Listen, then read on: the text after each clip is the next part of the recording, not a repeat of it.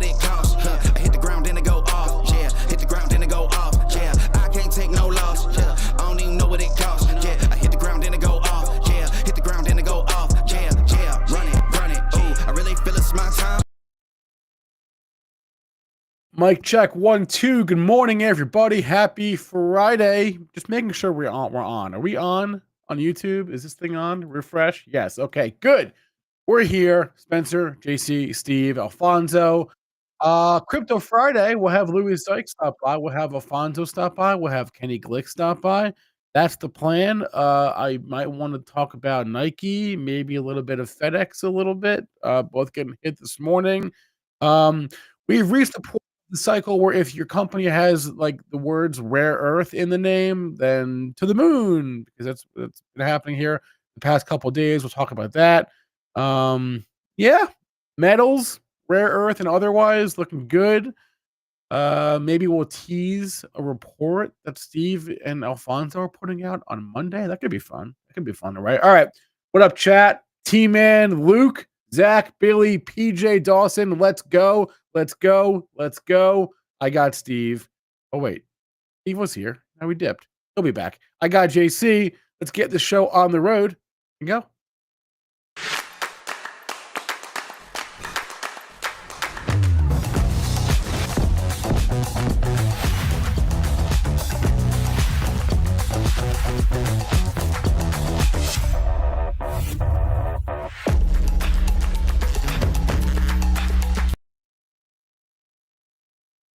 Oh, we back. Happy Friday, everybody. Yeah, it's a little bit chilly. I just realized it's not going to be in the 60s again for like a week. Not ideal. March has been pretty good, not going to lie. Shout out to Snow White. Snow White is out in the theaters. I got my tickets ready to go.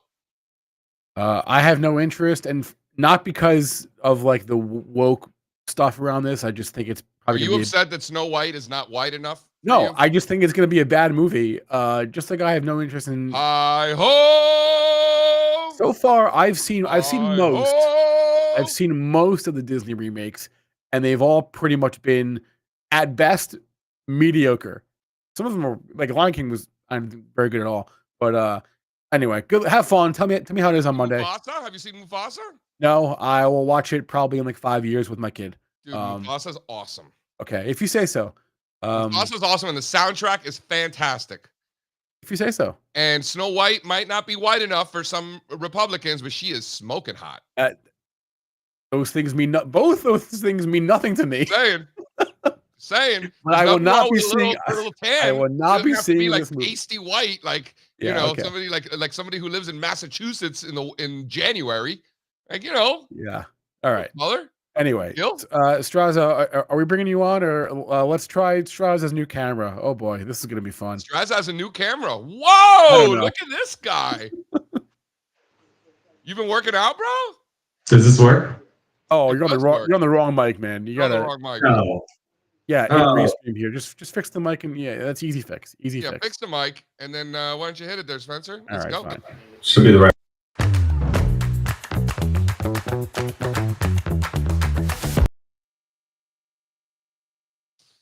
All right, ladies and gentlemen, we've got the Dow futures this morning down 196 points. That we're still right above 42,000. We're looking at 42,100. That 42 is a big one. S&P 500 futures 5685, down about 0.5%. That 5,600 still a big one.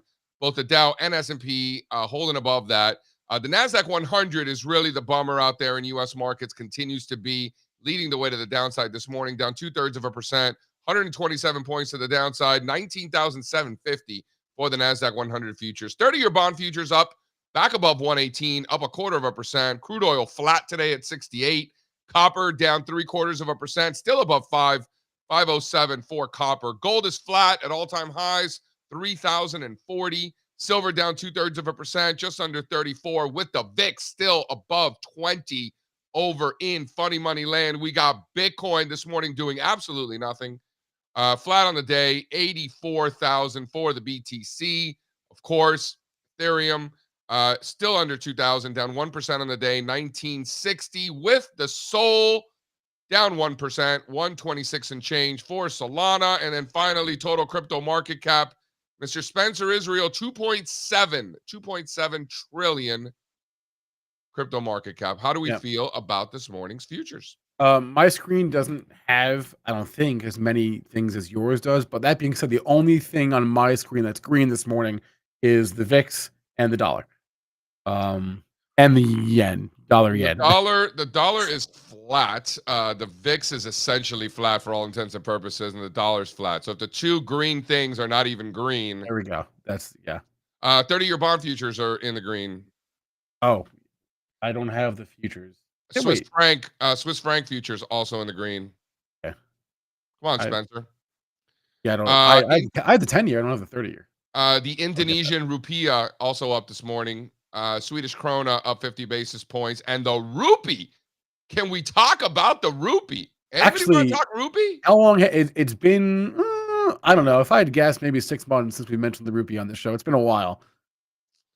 The rupee is a real piece of dog shit is really what it is. I went out on the limb in February. Here, throw up slide 2. Went out on the limb in February. You know, I figured I had seen enough. Throw up slide 2. So I tweeted out on February the 11th. February the 11th at 6 a.m. I said, that's it. The bottom and the rupee is in. Now, obviously, I didn't know whether or not the bottom and the rupee was in. You know, it was just a tweet, right? But so far, that was the bottom and the rupee, and here we are making new multi-month highs today. Shout out Indian rupee. Shout out Ras Malai. You tweet at 6 a.m. pretty consistently. Yeah, bro, because I got 1 million kids, man. I'm awake.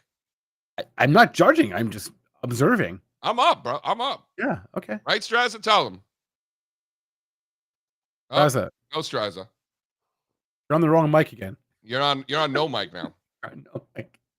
Yeah, we can't even hear you. Strazza is micless. Anyway. Strazza's blaming Giancarlo for this. Hello. It's Giancarlo's fault. Yeah, that's okay though. Now you're great. Now we hear you. Now you sound great. Now you look good. You sound good. What are you going to screw up next? It'll stop working in a minute. We were texting at like 6 a.m. this morning, I think. We can't hear you. Are you kidding me? What? No. Well, no, when you don't talk into the mic and you go like that, we can't hear you. We hear him. It's fine. Right. Don't say anything, JC. It's fine. We're all good. I got some charts. I got some charts. Hold on. I want to hear from Strazza. What stands out in the futures this morning? Put up my flags charts. Nothing. What a weak bounce it's been. Like, really. A weak bounce in what? Anything. U.S. stocks.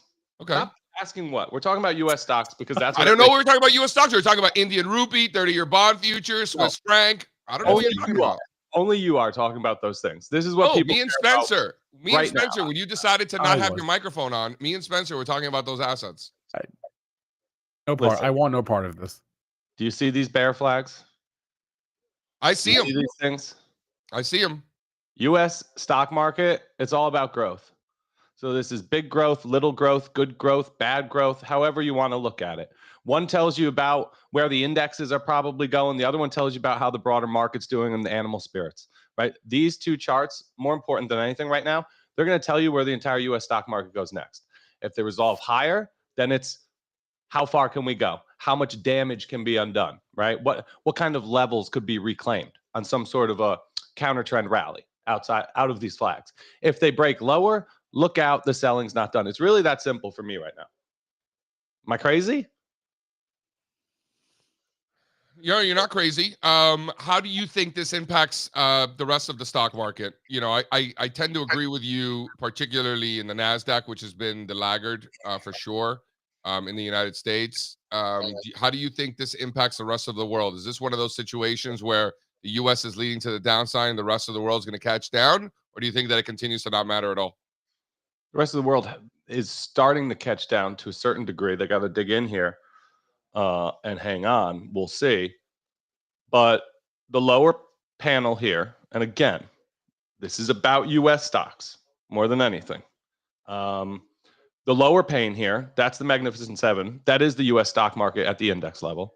That's what that chart is. And then the other one, this is giving you a really good look at the interest rate sensitive areas right now. So I think ARK is going to look similar to things like home builders, ARK is going to look similar to things like biotech and regional banks, right? So I think if ARK bounces here, it's going to tell you a lot about what the rest of the market's doing, about market internals. It also tells you about risk appetite. You want these groups of stocks to be working. You want speculative growth to be working. That speaks to positive risk appetite and that the animal spirits are alive and well. So I think these two charts together just tell you so much, albeit slightly different things. Or very different. Strazza, throw up the news slide 2 here, Spencer. Do you think that I agree with everything you're saying about ARK and speculative growth? I think you're spot on. And it's just about growth. Like that's what drives the U.S. If you're talking about U.S. stocks, you're talking about growth. This is included in that conversation, or is this its own animal? It is, because it's a big piece of the top chart. Is right? it? Yeah, it's a lot of ARK still. Totally. And it's a lot of mags too. There's only 7 stocks in there. So Tesla, you're actually double dipping on. This is probably the biggest single stock story. This needs to stop falling. As of the last, Tesla is the largest weighting in ARKK at 11% weighting. And then Roku, Coinbase, Roblox, Palantir, CRISPR, Shopify, Robinhood, and other blue chips like Block and whatnot. How good is Roblox? So the tampon guy going off this week on Tesla stock. Are we close, Strazza? Are we close? It's just, I always think you're crazy. You always want. I talked to Perlman yesterday. He's like, bro, that's definitely the low. Yeah. And you know, Perlman is like, oh, I'm going to buy utility stocks. Like, he's not one of these like, let's YOLO Tesla because the tampon guy's dancing. I always think you're crazy. You seem to want to be involved in these situations, these like battleground, stock scenarios. Yeah, of course. For me, it's easier to kind of stay away. There are far less hard ways to lose money, than trying to dip your toes and catch there a are fall. Far less hard ways to lose far money. less hard negatives. Yeah, far less hard ways to lose far money. less hard. Yeah. No, it's not for me, JC. I think you're still kind of nuts. This thing could be in the hundreds soon. You know I what I've hope it noticed? is. I don't care. I don't own it. I've noticed You won't. for a guy that likes to talk about how many kids he has and how he's way more conservative because of that fact, JC is actually, or Steve is actually way more conflict averse than JC. Usually, I just like it. I like it when there's like a built-in tailwind and a built-in catalyst. Palantir had that. We talked about it a million times right on the show. How convenient that Strazza liked that one. How convenient. JC tends to run towards the things everyone's talking about. He's got to be in the middle of it. I tend to run away from those things. No, it's not the things that people are talking about. Is that when I think that there are opportunities where sentiment is at an extreme. Like you don't think like the tampon guy dancing on stage talking about Tesla stock going down and how he gets his tickles throughout the day because of that. Like you don't think we're close? I think it's very silly. JC has a barbell approach. He likes the stuff that everyone's talking about and the stuff that literally nobody else talks about. Right? Like the rupee. No offense. Nobody's talking about the rupee. I'm pretty sure that there are more people in that fucking country than anywhere else in the world. I'm pretty sure. I don't know for sure, but I'm pretty sure there's like a zillion Indian people. It's a top. I'm writing today about the importance of Forex markets when you're investing internationally. It's gonna be a banger. So much fun. I love writing on this topic. Didn't JC about that? I don't want to steal the crypto thunder here before the Lou Dog comes in. So when Lou Dog comes in, just bring him out. But can we look at the sector performance? This is slide 6. Sector performance for the year thus far. I thought was man, if this doesn't tell the story of what's happening here, Steve, when you're I don't know what to do. It's energy, man. It's all about energy. Forget that. Let's look at the bottom. Let's look at the bottom first. This is what you were just talking about, Strazza. This is exactly what you were just talking about. The speculative growth, the struggles that it's happening in the United States. When you look at the high beta index, 3/4 of that high beta, 2/3 of the high beta index is those two at the bottom. You want this to look the opposite way in a bull market, right? And then you got all the safety stuff up top. Yeah, I mean, you know, listen, I don't consider healthcare and utilities, quote unquote, that safe. I'm more of a consumer staples as the safety kind of guy because I've seen Utes and healthcare be leaders in bull markets plenty of times. It's really the staples more so than anything else. What I do think is interesting is that there are only 2 sectors, Strazza, that are underperforming this year. And it's the 2 most high beta sectors. Yeah, but that's because they're the denominator. They're the denominator in what? SPX. Yeah. No, you're right. Yeah. I think energy. The last time we talked, like, hold on, stop. Think about it. It's in bull markets throughout this bull market in the past. It's been this chart completely upside down, where discretionaries, tech, SPX, and then S&P. everything underperforming there, right? Right. Because because those are the S&P typically. So energy, though, think about it, JC. We haven't talked about energy being at the top of the leaderboard like this since really 2020, early 21. 22. Right? They led in 2022. Oh, that's just because everything else sucked, though, right? In everything else sucked and this went up. So like double win. Right. That was the beginning of the big range. And then this group has been in the same place since, right? Since that period in 2022. Energy is outperforming over the trailing 3 months, over the trailing 1 month, year to date, like quarter to date, month to date, week to date. It outperformed yesterday, outperformed last week. Like, it's all about energy right now. It just reminds me of, that period in 2020 and 2021, which was one of the best periods of all time for energy stocks. You look at energy, healthcare, financials, industrials, even materials. When you see those leaders, and then you see, most importantly, you see the laggards in discretionary and tech. These countries around the world just don't have those stocks. They don't have tech.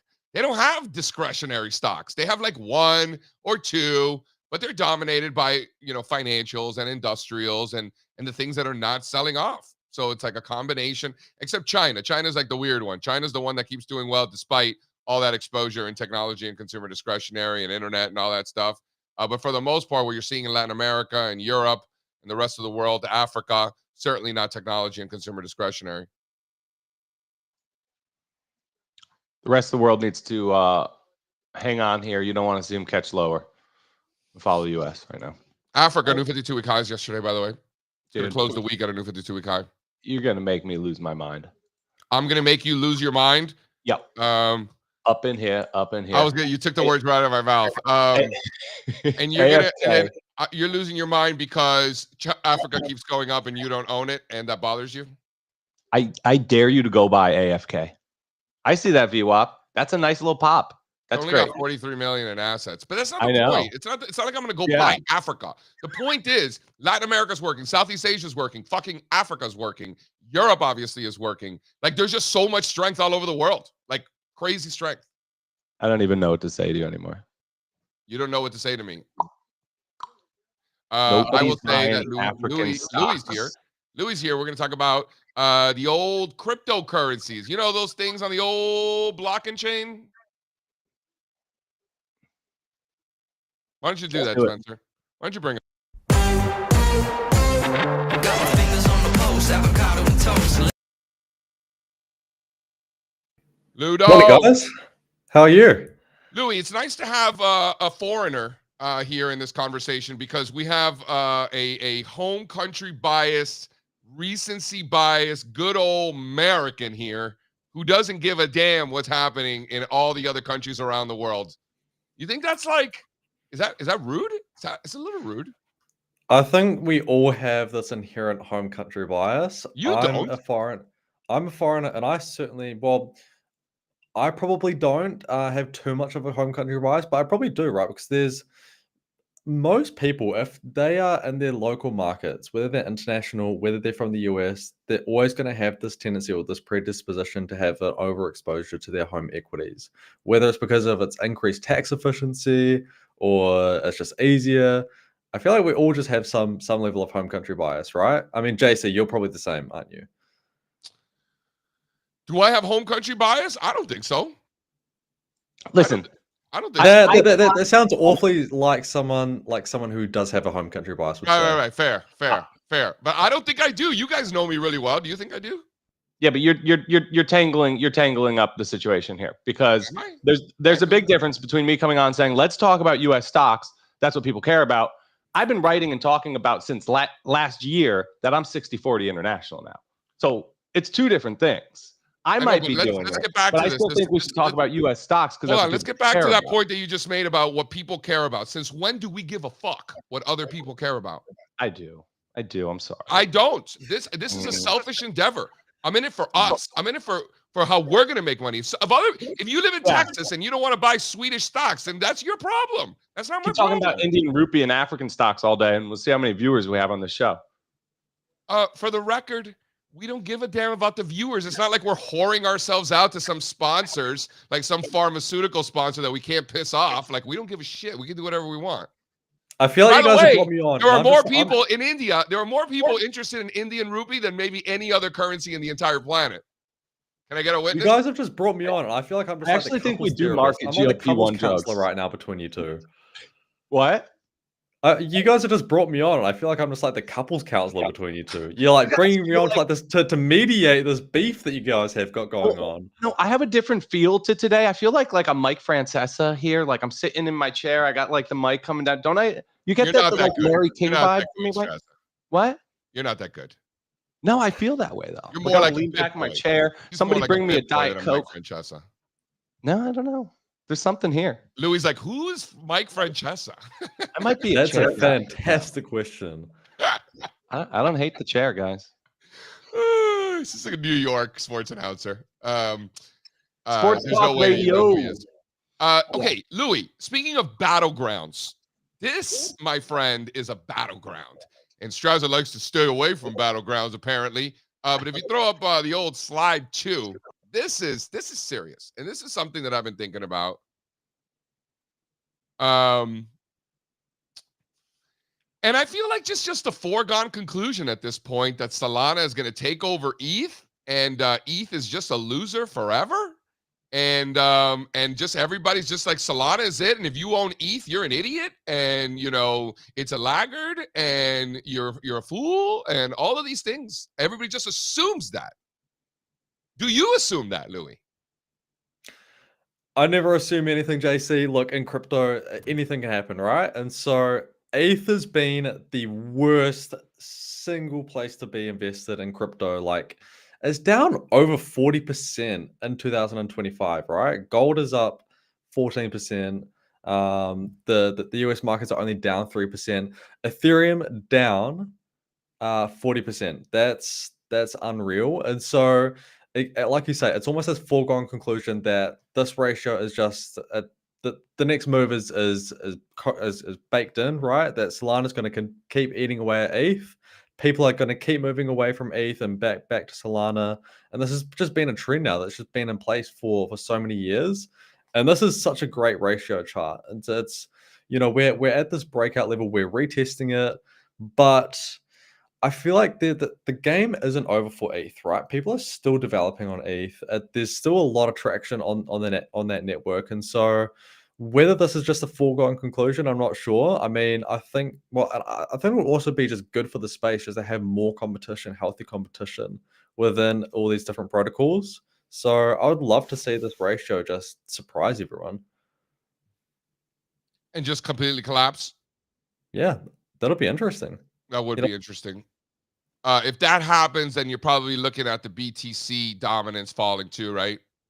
I mean, tell me what you guys think about this. The Solana ETH ratio topping out on the president of the United States launching a meme coin on the Solana network. That's like crude oil bottoming and commodities beginning this super cycle right when crude oil traded below zero, right? That's so symbolic.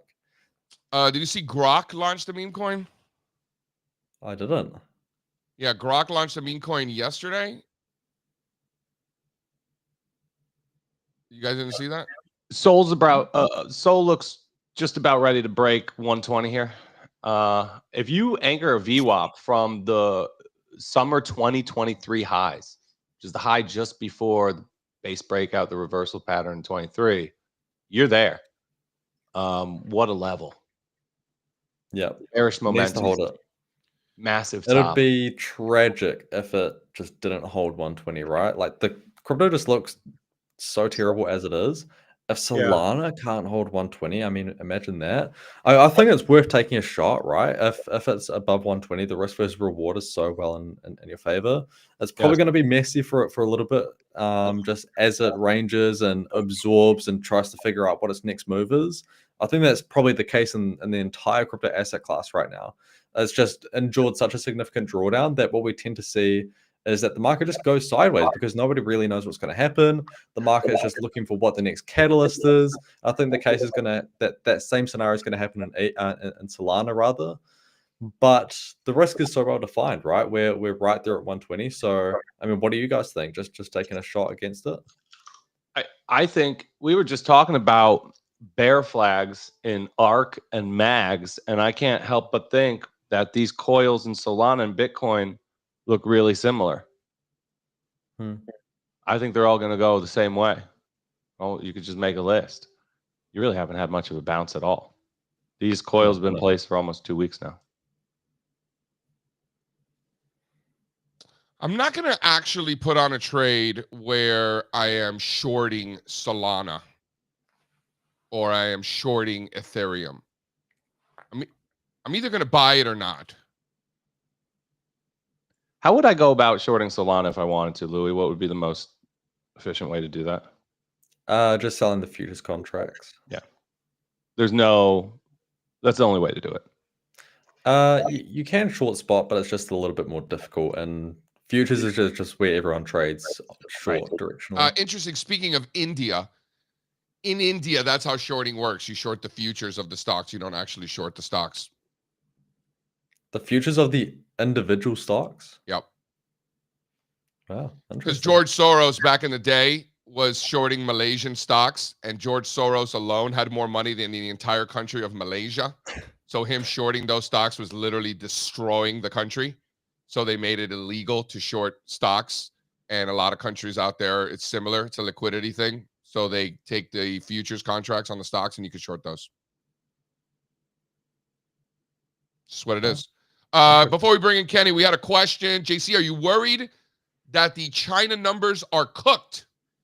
No, I assume they are, actually. I'm not worried about it, just assuming that these communists are lying to us. And if you don't assume that, I think you're fucking crazy. Yeah, I assume they're all lying. I say, oh yeah, we're an internet stock. Probably not. They probably steal shoes. Yeah, probably not. Someone CC'd me on a tweet this morning to a sell side downgrade of Pinduoduo. I was like, do you even know what we do? Is there anything I'm thinking about left? Look at the post earnings reaction in the PDD yesterday while the rest of China's tanking. Check out the PDD. Why don't we bring in Kenny to talk about it? Yeah.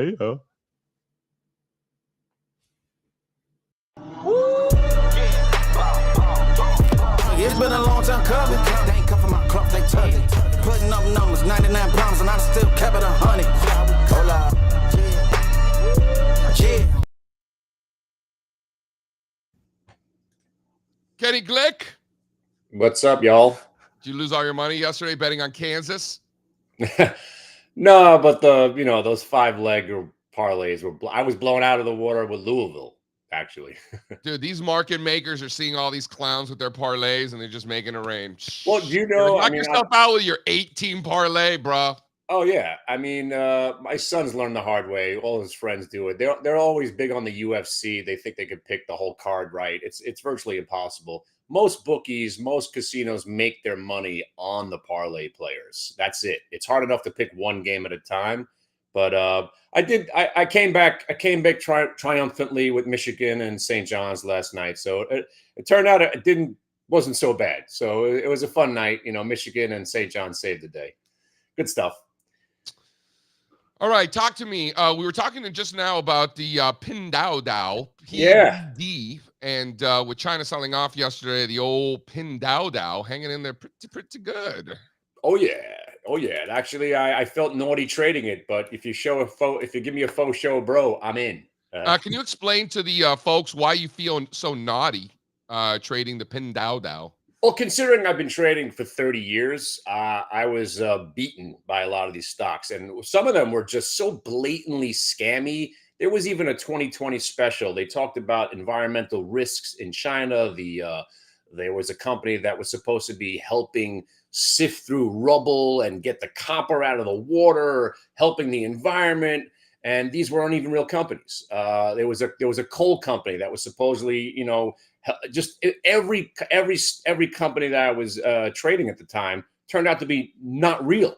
And then there was a movie about it called The China Hustle, and it just opened my eyes to the whole scam of the entire country. They were building fake cities to keep the GDP going. So there's nothing there to trust, and I'm an untrustworthy trader to begin with. As far as I'm concerned, most stocks are pump and dumps. I've been around for long enough. It's basically 100 stocks have run this entire, market for the last, 50 years. For every Eli Lilly, there's about 100 stocks that are absolutely awful. And even the good ones, they have a shelf life, and they run out of steam. And, we all loved BlackBerry at one point. We all loved Bethlehem Steel at one point. So, I mean. Shout out Bethlehem Steel. Yeah, shout out Bethlehem Steel. So, I mean. All of these stocks. So, but when you trade the way I do, it's a letter and a number and VWAP and a range break and a chart pattern. So I love where I am right now for the last Kenny, 10. Yeah. How do you think about the communists in China and how they're just lying all the time in these stocks? And do you think about that at all? You're saying letters and numbers. How do you think about these names? Well, that's the thing. I try to put that aside. Again, when at the time when the China Hustle came along, I actually did.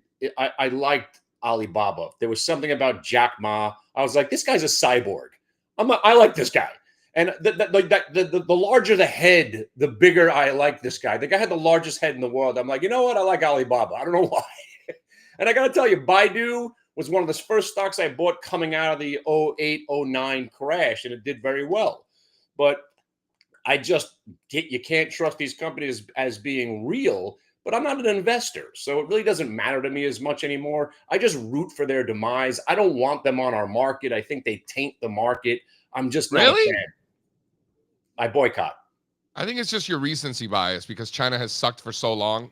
Well, it's I got bashed. I'm a bias to getting bashed. But, you gave me this PDD. We were all over it all day yesterday. It was our number one trade. So, and it was a classic day just staying focused on this one stock. And it provided pre-market activity, at the open activity, the pullback activity, and basically just a clinic on how to trade intraday, PDD all day.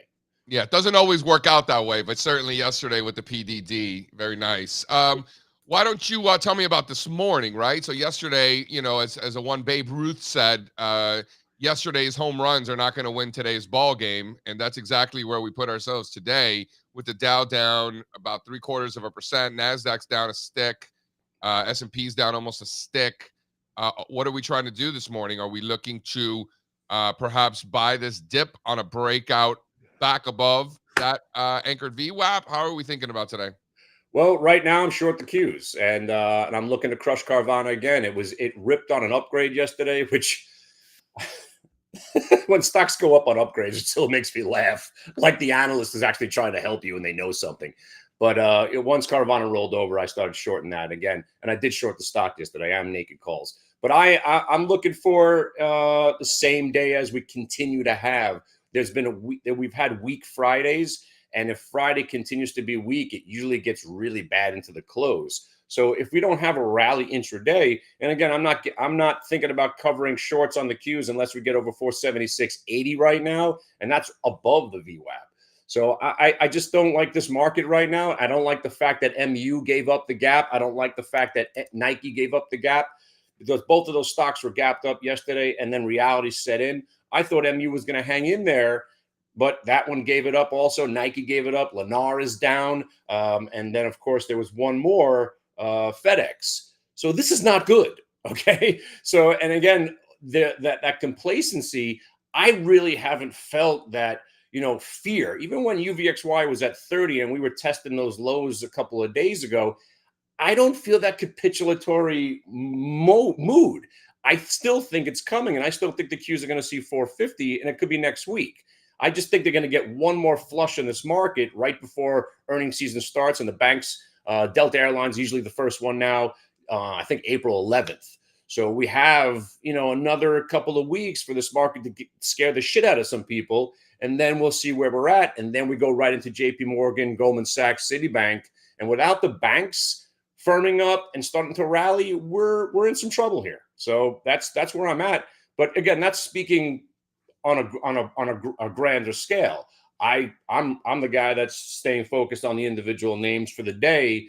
Over the only thing I have in the portfolio right now is something called a short strangle. I'm playing the sideways action. I really do think this market, we're going to go lower, we're going to rally, but at the end of the year, we're going to be right smack dab in the middle. And I'm selling calls and I'm selling puts on the Q. And what expiration? I'm out till, I do these 3 months, 6 months, 9 months, even 12 months out. I'm even out till March of next year selling $600 calls on the Qs, but I'm also selling $395 puts. And, it sounds easy. Hey, all the Qs have to do is stay between $395 and $620, and I collect all this premium. I think I'm going to be right this time, but these trades have blown me out of the water because we always wind up rallying. We always wind up rallying, and I have to scramble to cover those naked calls on top. But you know what? Let's pay. I'm going to be right this time. But again, that's only part of what I'm doing. I'm staying so laser focused to what's going on right in front of me. Like right now, we're in ALUR. What is it? I don't know, but it just faux show broed. We're in, and this is where we're at. I love being a day trader. I'm in cash. And the only thing I want to shout out to my dad. My dad started buying again, but he still thinks we're going lower. My father's very in tune with the market. He's a buy on dipper. He's a very long-term trader. He finally got the courage to buy some stocks a couple of days ago. And right now, again, it was a little bit early. Actually, no, it was right around here. So he still thinks we're going down. He's the long-term investor in the family. I'm just playing this game, and I'm loving this action. This is probably the best start to a year we've had in a very, very long time. The action is nonstop. I like it, Kenny. Can you get back to the Nike? Tell me what you're thinking there.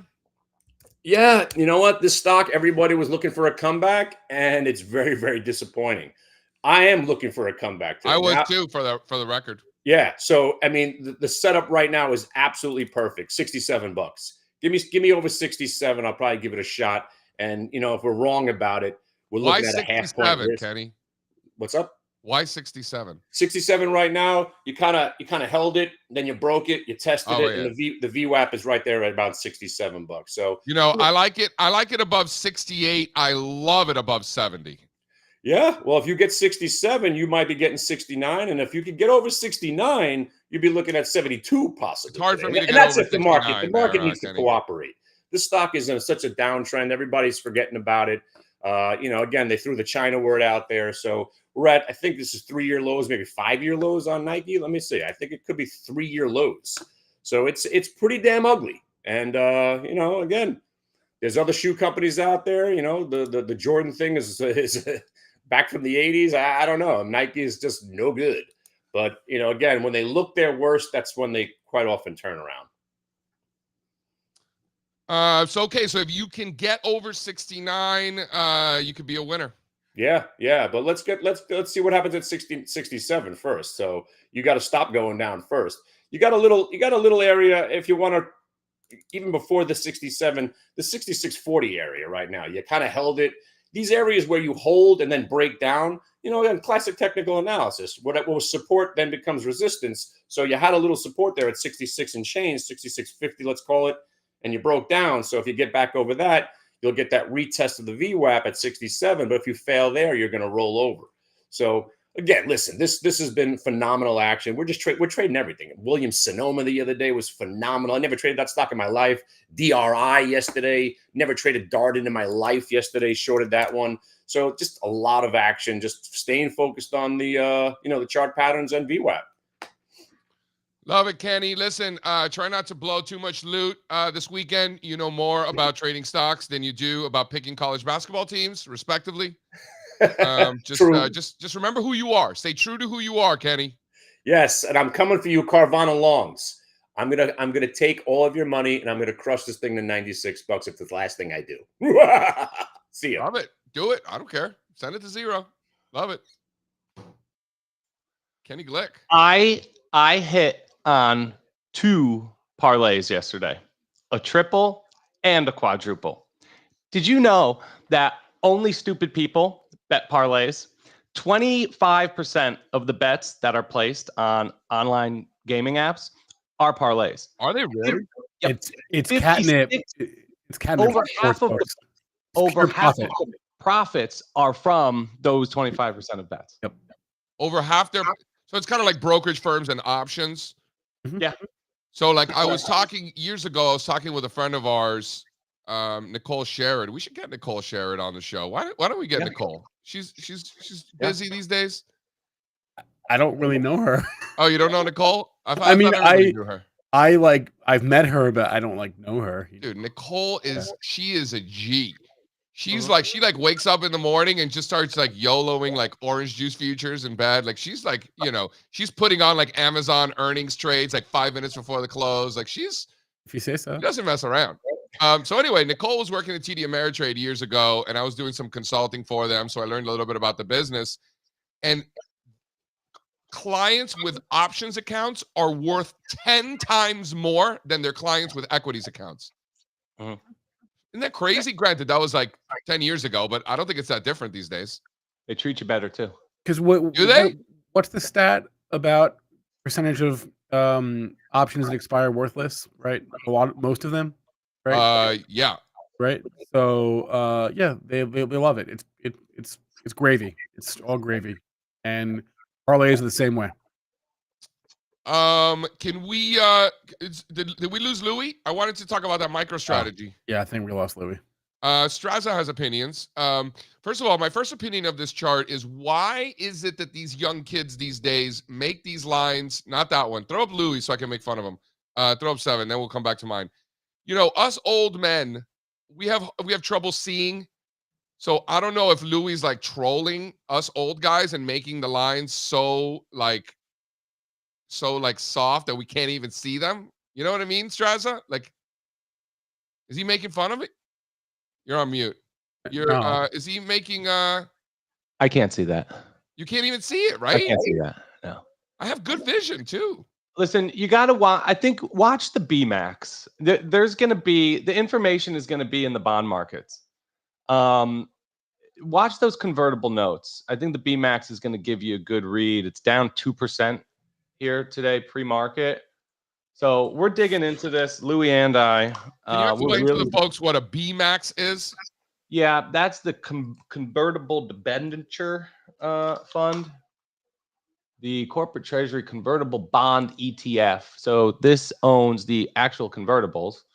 Which you buy. So this is a Rex. This is a Rex shares ETF. Yeah. So this owns the convertible notes themselves for those companies that are doing the intelligence leverage strategy, which is like MicroStrategy and now what? Mara, Riot. There are some others. I would have to look through the fund holdings, but I'm just saying I think there's going to be information in the price action. And like you said, JC. That chart, you can't be short below whatever you want to call it, 310. Everybody's got a slightly different level. But that little neckline, if you scoop back above it, you can't be short this thing. And it could go on to double or triple before anything bad ever happens to this situation. So that's important to understand here. You want to short something like this on weakness only. Right? Throw up my chart, because my chart is so much better than this one. I think we got to be on rollover alert. There's a good chance we get dunked on here today. This bounce has been so lazy. It's really been a super low quality bounce. And if the bears come back out today and sell this thing, I think you're making new lows. You're blowing through these pivot lows. Can you agree with me that my chart on MicroStrategy is so much better? And this will go with it. Those flags will go that we talked about. This will be broken. Bitcoin will be rolling over. Solana will be below 120. The banks will be breaking down. It'll be a top in the home builders. See you later, semiconductors. Look out, guys. Bring in Louis. Louis got opinions. So he heard, his ears were ringing. The JC was hating on his chart. Louis, we can't see that shit, bro.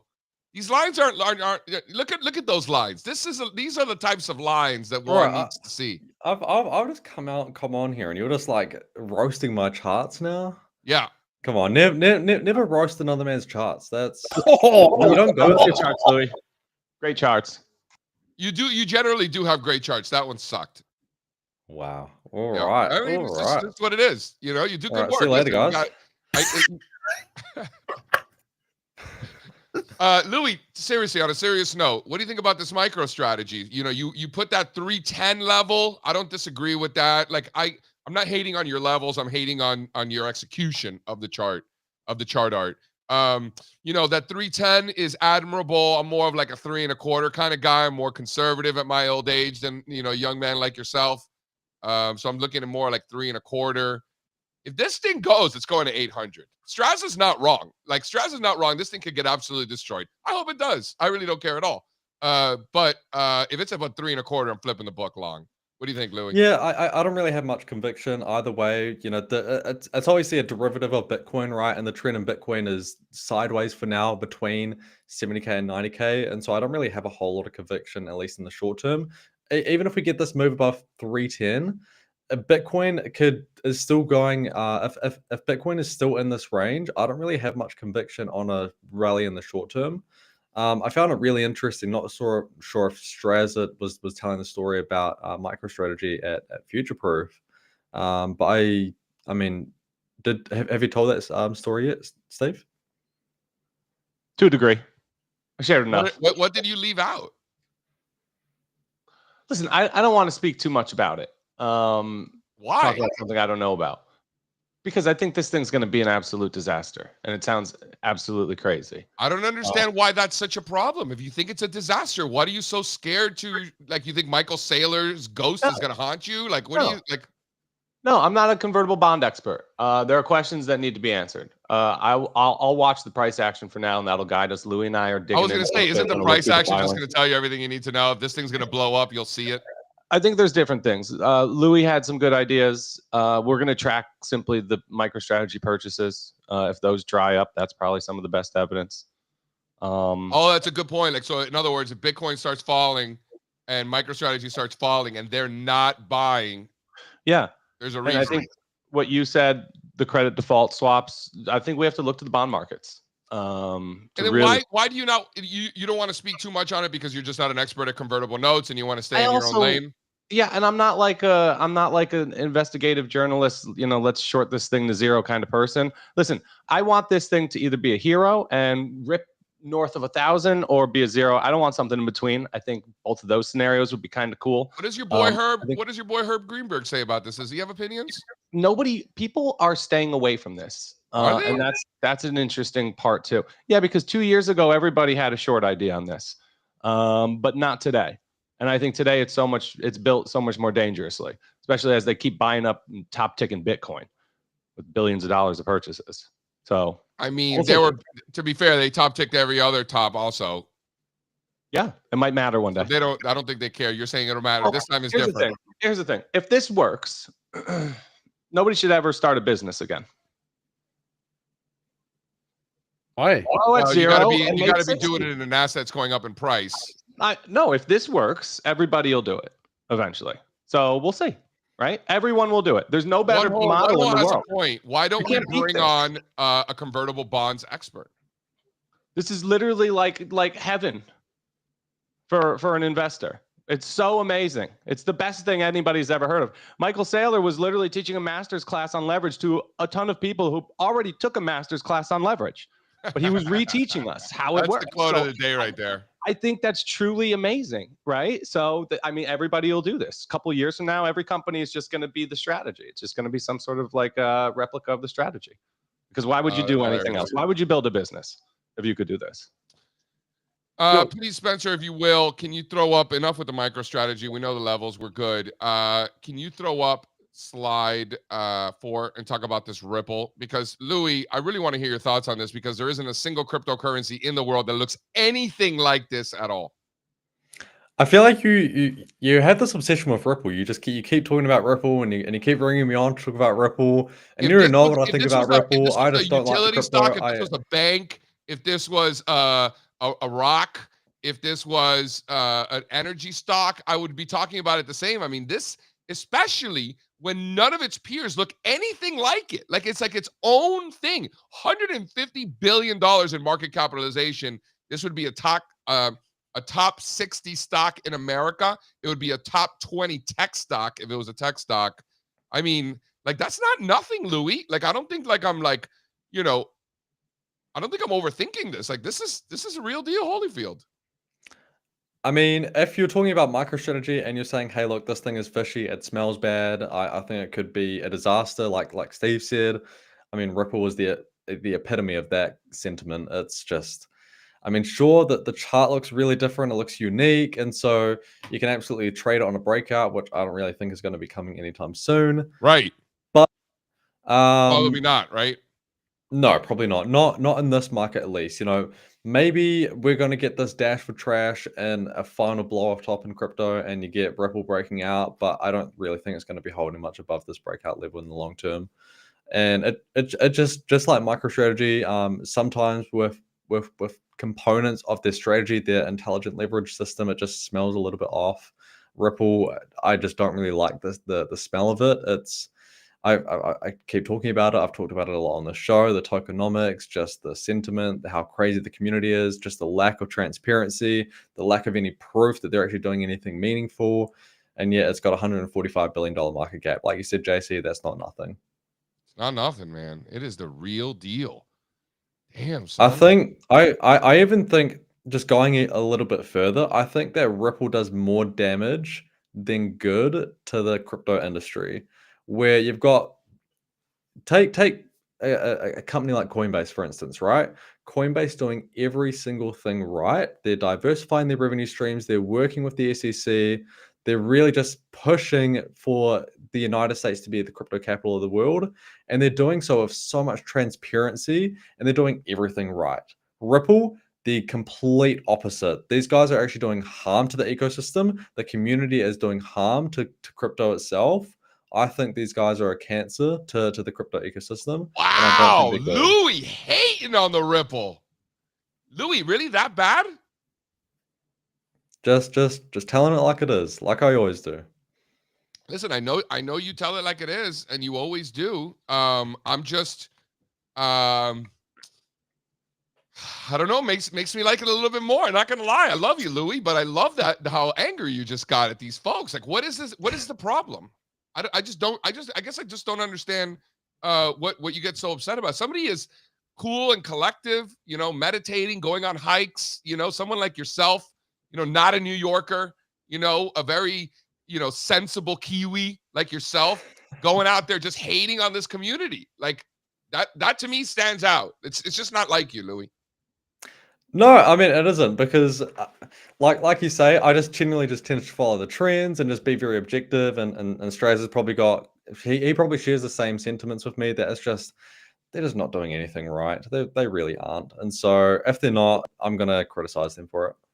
It's a cult loser token. It's a total momentum trade. And Louis, look at these bear flags right now, whether it's the Doge, the H bar, the Sol. I mean, is this not for the next step for crypto? Look at the algo. I love that you're bringing up the H bar. You are the only person in the world who talks about the H bar. Nobody else. Well, no, that's not true at all, because they're launching. Well, H bar is one of the biggest candidates for future ETFs. I don't really know why, but it looks terrible. You got bear flags. You had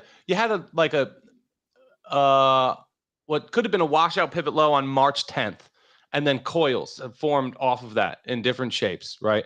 And they're all right there right now. If they start to go one at a time, that's when Solana 120 happens. That's when you short MicroStrategy, right? You do this on weakness, and I think these little coils, you have a lot of them right now. Some are a lot cleaner than others. Can tip you off to the next move for crypto. You think I'm on the right track with that, Louis?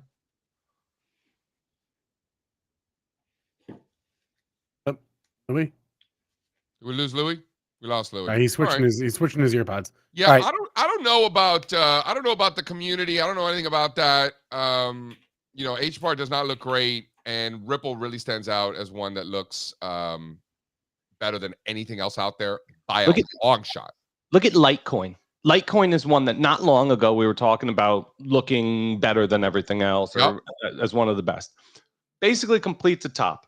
And on the breakdown level of that top, now it's coiling in a textbook bear flag. That's the action I'm seeing. A lot of structures like that. And then zoom out. Zoom out and look at just the range that this thing has been in since 17. Like, just wow. Legacy coins. Yeah, well, this goes back a few cycles, right? This is the second or third crypto I ever bought, because back in the day, it was Gemini. I think we were using Gemini. Listed 3 cryptos at first, and it was Bitcoin, Ethereum, and Litecoin. Actually, yeah, those 3 options. I'll never forget it. Here, I want to just show the audience quick what this looks like. Throw up the new slide 2 there. I've noticed that it's always slide 2. Yeah, because I always put it up at the top. It's on the bingo game that people play.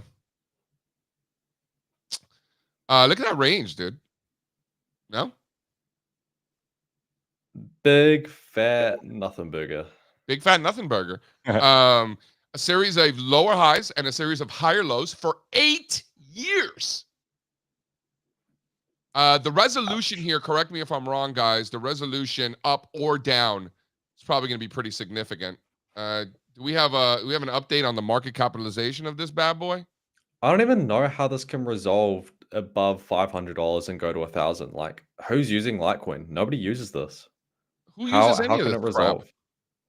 How about this top in Mara? You guys short Mara here? Oh, market's open. What? Louis, Louis, 7 billion, by the way, guys. 7 billion for Litecoin, which puts it at number 19 in the rankings. I thought they were bigger. Okay, what Bitcoin miner goes to 0 first? We should play this game. One of the smaller ones, right? I don't know. It might be one of the bigger ones that's doing the leverage thing. Look at the top in Mara. Isn't that spicy? How about the top in Mara? I mean, that's good. Bell. Ding, ding, ding, ding, ding, ding, ding. Strazza, do you think that one of these blowing up is a leading indicator for another one to blow up? Mm-hmm. Yeah. So should we be watching for the little guys to blow up before MicroStrategy? WGMI, that chart is broken. We look at it on an equal weight basis. They're all on rollover alert. Some look a lot worse than others, and that's always been the case. Right? During the bull, some were ripping and some just weren't working at all, remember? Do you want to short them now with Bitcoin only quite close to 70K? Because if Bitcoin corrects here to 70K, then that's really not that far of a dip, right? And so yes, you could get some more pain in the miners, but do you want to short them now, or do you want to wait if we get a correction down to 70K and then see if we consolidate there, and then if we lose 70K, then like, okay, short these things, they're going to 0. If these are going to end up being good shorts, you're probably fine shorting them here. But shorting is hard, and I'm the type of person that if I don't get a perfect entry on it, I'm not going to be in it. I'm not going to chase it. So no, I'm not short these. I'm not going to short them here. Maybe in the future if they set up a little bit better. But I mean, this is around where you would want it for Mara. I mean, really, the chart looks gross. We can certainly agree on that. The chart looks hideous. Because yeah, could this rip in your face? For sure. So gotta be careful with a trade like this, but that's always going to be the case. All right, let's bring Fonz. Let's talk about some stocks with Fonz, and then we'll get out of here for the weekend. What do you say? Louis, feel free to hop, man. I know you've been around for like a half hour. So yeah, Louis, hang feel free to hop, stick around. We love you, Louis. Listen, we break balls around here, but we only roast the ones we love. Yeah, Louis, wake up at 3 a.m. Come on our show so we can make fun of you for how shitty your charts look. Thanks, buddy. I appreciate that. Appreciate it. Nice.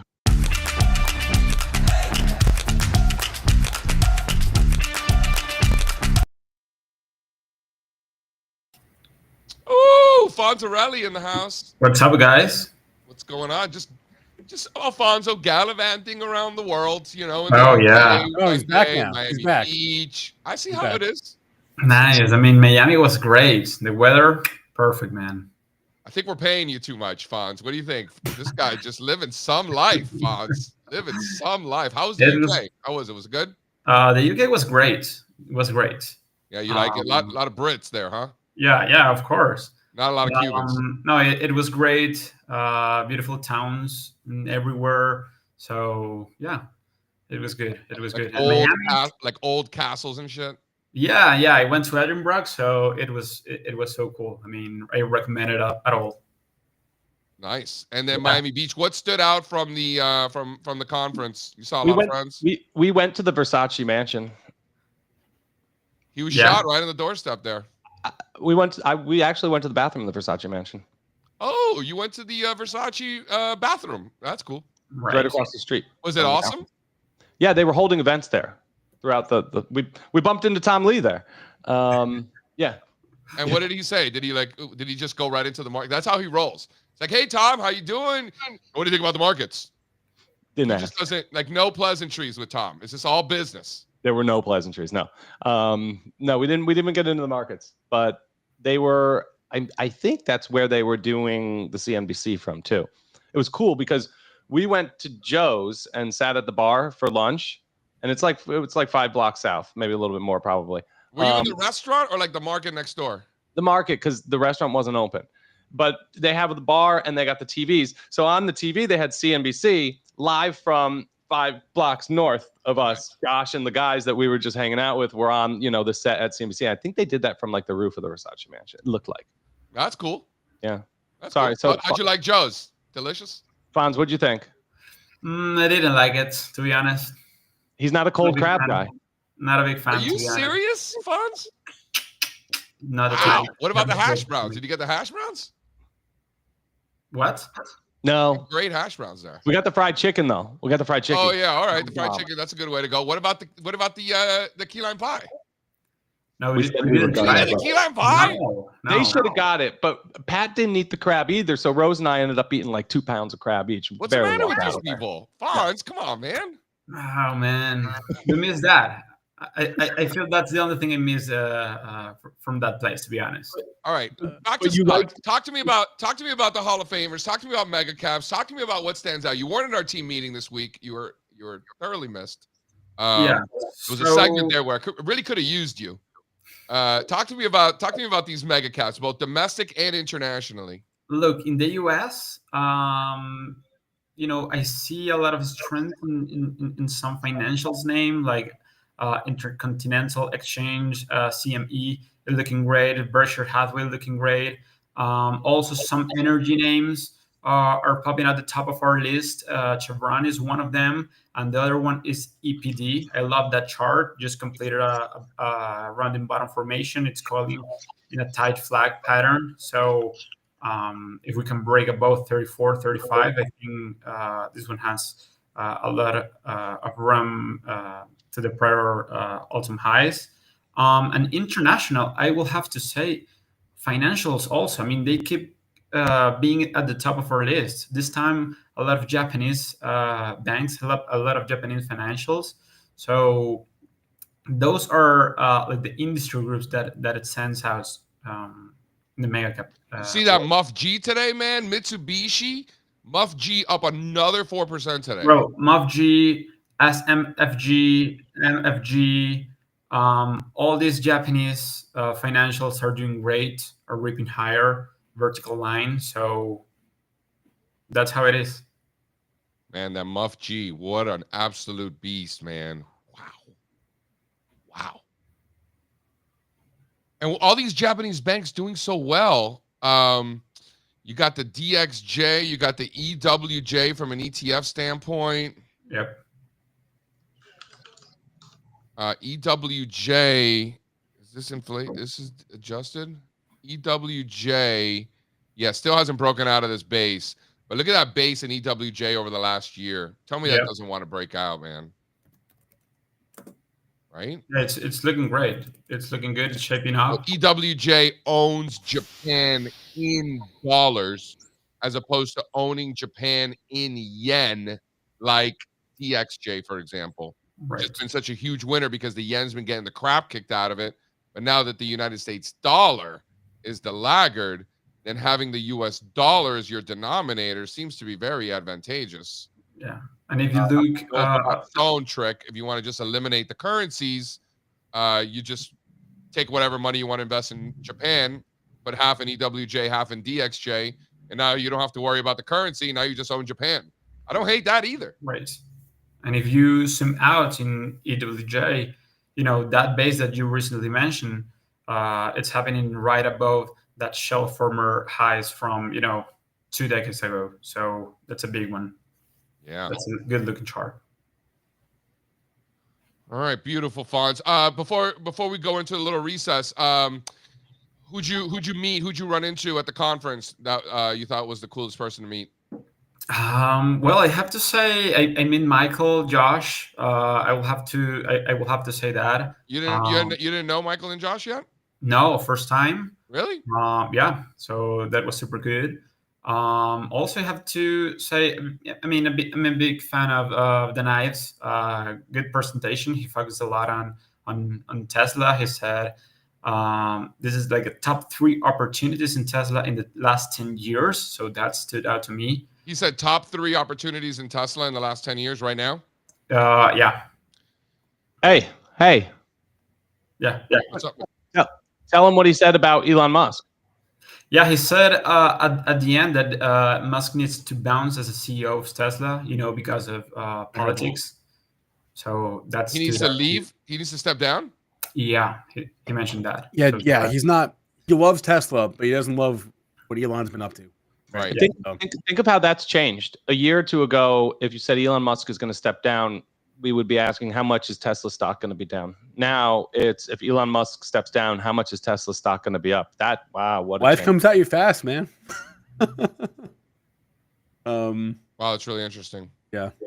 People hate him so much. Like everyday conversations, I don't know how he keeps coming up. Maybe it's just around here because everybody's getting fired, kicked out of like their government housing. But everybody's talking about Elon Musk around town. It's pretty wild. You either die a hero or you live long enough to see yourself become the villain. Listen, I'm telling you, this weekend, the normies, I had 2 sets of normies hating on Elon Musk. 2 sets, unsolicited. And then the tampon guy dancing about the Tesla stock. I mean, we have to be close. Tampon Tim for the win. Let's do some recess. We got to be close.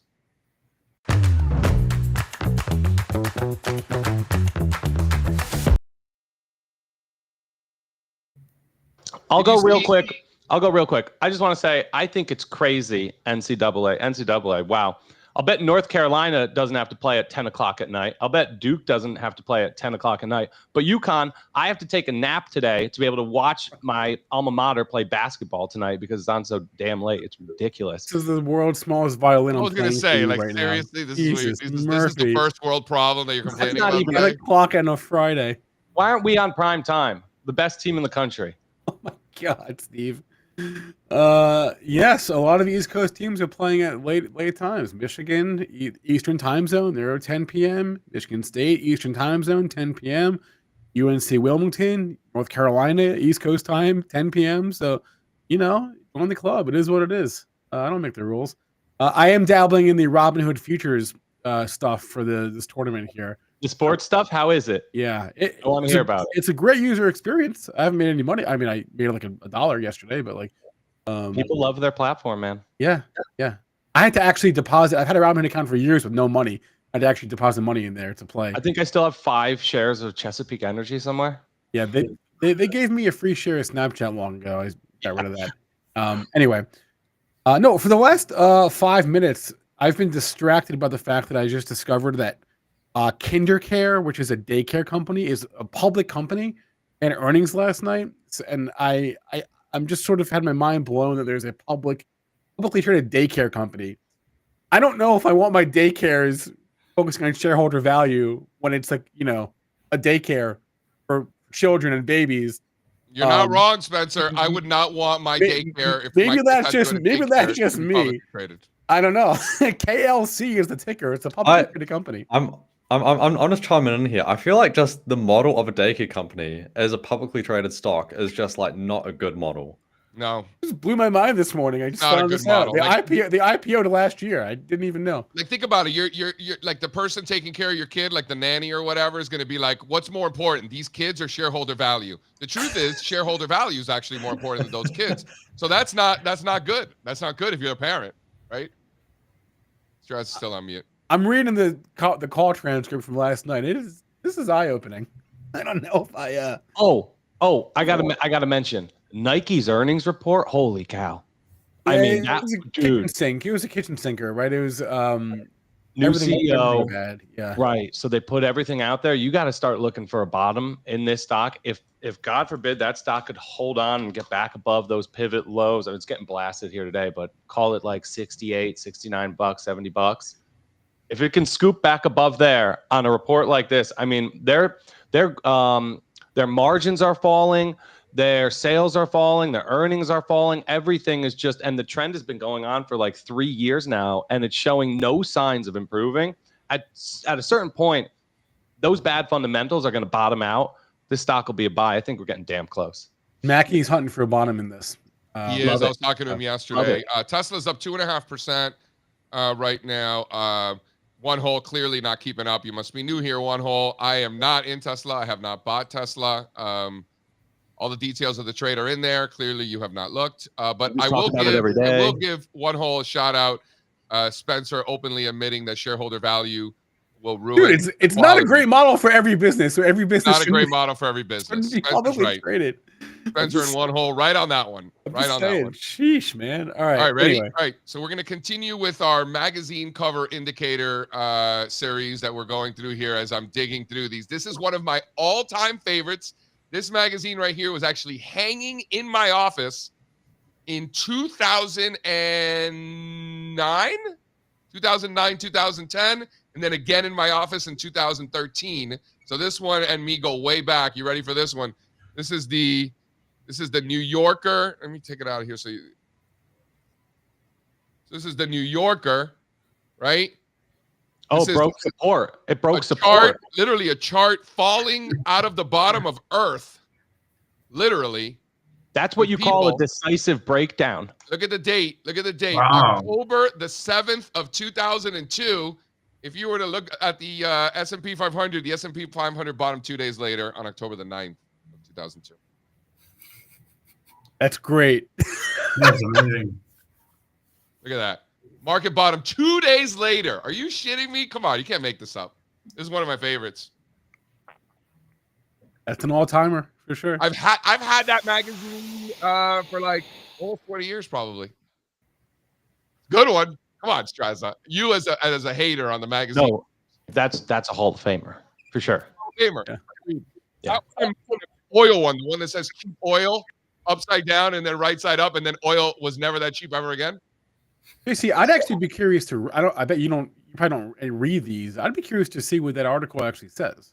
No, Spencer. Nobody wants to read that. I just said That's I just did. one of the guys that buys the Playboy for the articles. Dude, you can learn a lot. Yeah, no, from we're in it New for the York. covers and the pictures and no. Nobody reads does that. I'm in it for the centerfolds, Spencer. Sorry, bro. No one ever read that article, even back in October of 2002. No one read it then either. That's right.